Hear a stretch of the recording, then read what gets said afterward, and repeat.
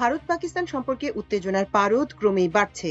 এই উত্তেজনার মধ্যেই পাকিস্তানের মন্ত্রী হানিফ আব্বাসি প্রকাশ্যে ভারতের উপর পারমাণবিক অস্ত্র ব্যবহারের হুমকি দিয়েছেন। তিনি সতর্ক করে বলেছেন যে পাকিস্তানের অস্ত্রাগার ঘড়ি, শাহিন এবং গজনবী মিসাইল সহ ১৩০টি পারমাণবিক ওয়ারহেড শুধু ভারতের জন্য তৈরি করে রাখা হয়েছে।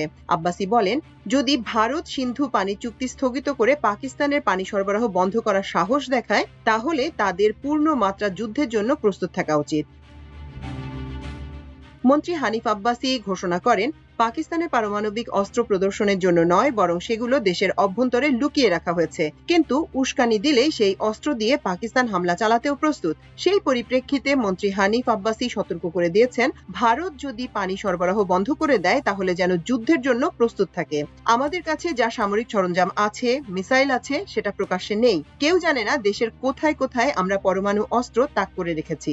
আবারও বলছি, এইসব ব্যালিস্টিক মিসাইল সব তোমাদের দিকে তাক করা।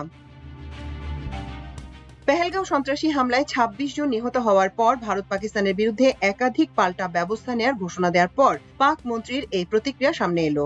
ভারত ইতিমধ্যেই ১৯৬০ সালে সিন্ধু পানি চুক্তি স্থগিত করার এবং পাকিস্তানি নাগরিকদের জন্য সমস্ত ভিসা বাতিল করার সিদ্ধান্ত নিয়েছে। পাকিস্তানের সাথে ভারতের পানি সরবরাহ এবং বাণিজ্যিক সম্পর্ক স্থগিত করার সিদ্ধান্তকে উপহাস করে হানিফ আব্বাসি বলেন, দিল্লি তার কর্মকাণ্ডের কঠোর পরিণতি দ্রুত বুঝতে পারবে। পাকিস্তান ভারতীয় বিমান চলাচলের জন্য আকাশ সীমা বন্ধ করে দেওয়ার ফলে সৃষ্ট বিপর্যয়ের কথা উল্লেখ করে মন্ত্রী বলেন, যদি পরিস্থিতি আরো ১০ দিন এভাবে চলতে থাকে তাহলে ভারতের বিমান সংস্থাগুলো দেউলিয়া হয়ে যাবে। পাক মন্ত্রীর দাবি, ভারত নিজেদের নিরাপত্তা ব্যর্থতার কথা স্বীকার করার পরিবর্তে পেহেলগাঁও সন্ত্রাসী হামলার দায় পাকিস্তানের উপর চাপাচ্ছে। হানিফ আব্বাসি হুঁশিয়ারি দিয়ে বলেন, দুই দেশের মধ্যে বাণিজ্য স্থগিত করার ভারতের সিদ্ধান্তের পর পাকিস্তান নিজের প্রস্তুতি শুরু করে দিয়েছে। ইসলামাবাদ তাদের বিরুদ্ধে নেওয়া যে কোনো অর্থনৈতিক পদক্ষেপের বিরুদ্ধে লড়াই করতে প্রস্তুত। মাল্টিমিডিয়া ডেস্ক, আমার দেশ।